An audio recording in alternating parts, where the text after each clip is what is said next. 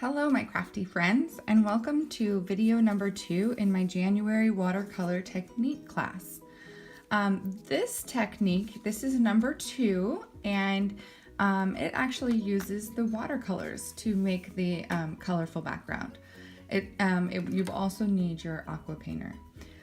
So let me go ahead and get started and show you how you can take Designer Series paper and make it kind of a pretty ombre effect for your background. So the first thing that you're going to need is your piece of Designer Series paper. And again, I'm using that Petal Passion Designer Series paper because it is black and white and it's basically like a blank canvas and it's beautiful. And then as far as the color pencils go, you're going to want 3 colors that go really well together. And I used red, orange, and yellow. And they're not called red, orange, and yellow. They're actually called Real Red, Daffodil Delight, and Pumpkin Pie. Okay, so those are the 3 colors that I used. And you're actually going to color in kind of a, from top to bottom, darkest to lightest. And the instructions that I want to give you are not to shade very darkly. That creates lines that are very difficult to get rid of. You want to shade very lightly, but consistent. So I'm just going to, and the color does spread a little bit, so you don't have to worry about getting right to the edge, but you just want to get the color on the page without getting sharp lines. And you can always go back over if it's not dark enough for another round, but again, you want to use that same pressure going down. And you kind of want to visually split this piece of paper 3 ways because you're going to have 3 different colors. Okay, so I think that's probably good. And you will be able to blend the colors a little bit too because they are similar as they're going down. So we'll start, when we use the aqua painter, you'll see we'll start with the lightest color and work our way to the darkest. And the colors will just kind of start to blend. So I'm just coloring in and trying not to get dark, push too hard. I want to keep my pressure the same.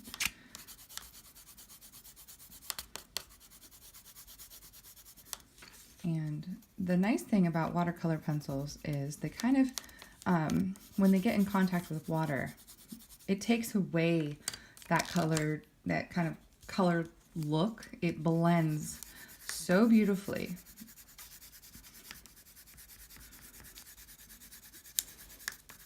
Like it was painted instead of colored. It's kind of fun. I'm just getting the color everywhere. Even kind of getting it into the orange here. Okay. Now, don't panic when the paper starts to curl again. It's going to do the same thing that it did with the first video because this is not watercolor paper and it's a lot thinner. And again, you're going to want to make sure your brush is real wet, but not too wet. And you're not going to want to scrub in one place too long because the paper will start to rip. Okay, so I know that my aqua painter is full of water, and now I'm just coloring over the paper. Oh, and I started with the darker color, and that's okay. Again, these colors are close enough together that I can blend really well. But if you, like if I were to move from red to yellow, I'd probably start coloring. I'd clean my brush first because the colors are too different. And I'm not squeezing any additional water out of my aqua pen. It's whatever is in my brush. If I find that it's not wet enough, then I'll squeeze a little bit more, but you don't want it too wet. So I'm kind of blending the colors right now because I like kind of that transition. And here I am into my yellow. Look at the color. See how the color just comes alive? Like it was so dull and light, and then once you've applied the water, how bright and vibrant it gets. It's very cool. So there, I think I'm good. And maybe blend the orange a little bit more so there's not as many white space. But again, I can't really mess with it. I can't fuss with it too much because it's not watercolor paper. So you get your paper towel and you just clean off. You just swipe until it runs clean, and then you know your brush is got all the color off. Okay. And again, just for the sake of the video, I am going to use the heat gun to heat this paper and get it dry so that we can put the card together.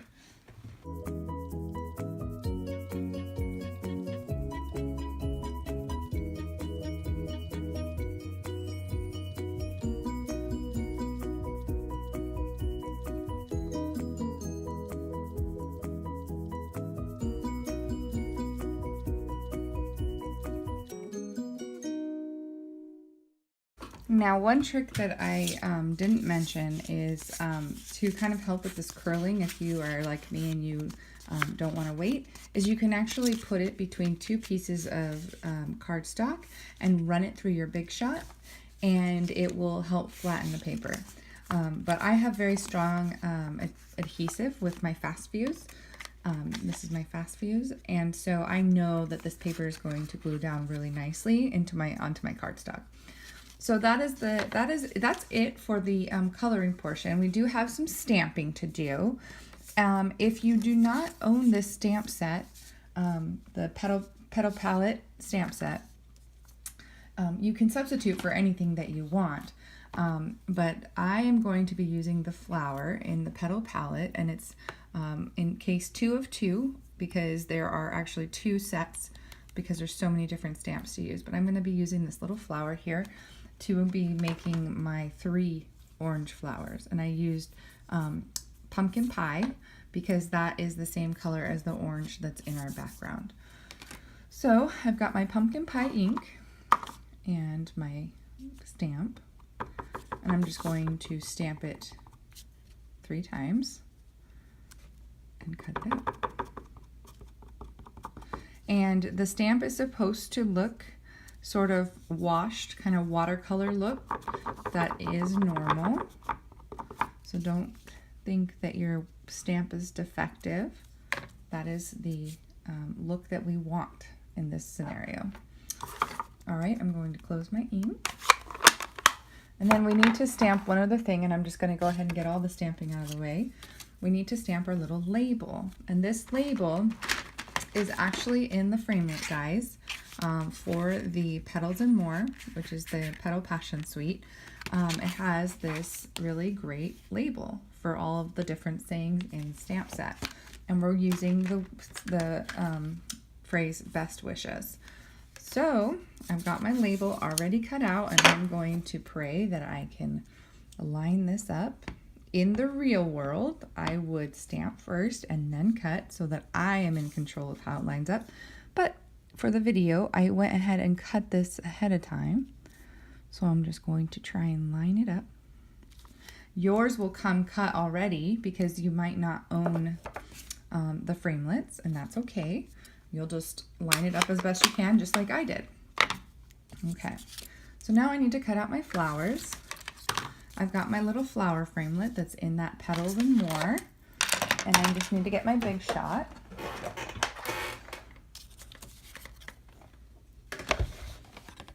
Okay.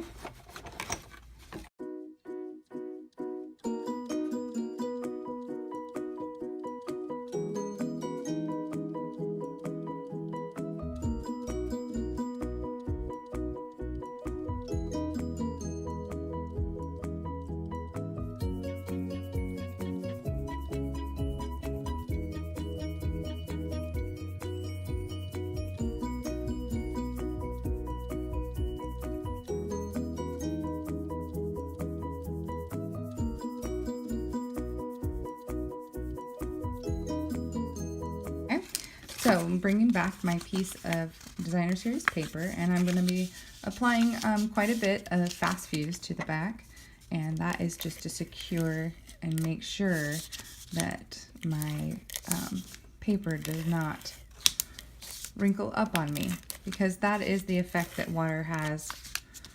Water and heat has on this paper.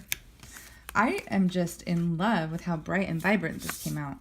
And you can make yours lighter or darker. That's the beauty of watercolor pencils is depending on how much, pressure and layers of color that you apply is how bright your color is going to come out. So you can see, even comparing my first one to this one, my second one is slightly darker, and I kind of like it. All right, you should also have this in your kit. This is a kind of a decorative piece. It's actually in the framelit set. I don't know if you saw that, but there's this piece here. And I cut this out with pumpkin pie cardstock. And that is going to just kind of be tucked underneath the side as kind of a pretty little border.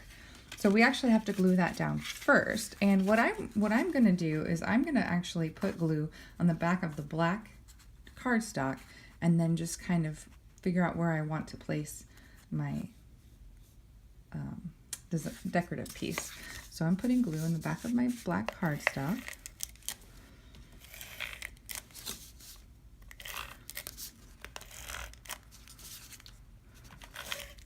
All right, so here I've got my piece, and I just want to figure out what do I want showing? How much of this piece do I want showing? And I think that's about good there. So I'm just pushing it down on the back, and I'm actually going to put some more adhesive on there so I make sure it sticks to my card. I like things to stick for forever. I don't want to give a card that comes apart in your hands. So there, we're going to stick that down. And then we need some dimensionals to put our little best wishes label on. So I've got my mini dimensionals, which work wonderfully. So I've got one on each side, taking my little backings off and putting that right about here is good. All right, and so now I have to put my flowers down. And I actually liked, can you see my flowers? I actually liked tucking one kind of for different dimension, tucking one a little bit back behind the label, and then the other two are on top. So you can put these flowers anywhere you want and any way you want. But this is just kind of how I like. So I just kind of tucked it down, glued it down. These ones will have dimensionals on the back. So there's one dimensional and two dimensionals. This one is going to be down here. Okay, and this one is going to be up here. Like so. All right, and then the last thing that it needs is just a little bit of bling, because my projects must have bling. So I have my rhinestones, and I'm just gonna pop a few rhinestones on, and I thought, it would be kind of cool to put them in the centers of the flowers. In some cases, I didn't put all of them in the center of the flowers, so I have one there, and I'm gonna get another one, put it on this one down here, and then I put another one just kind of down there.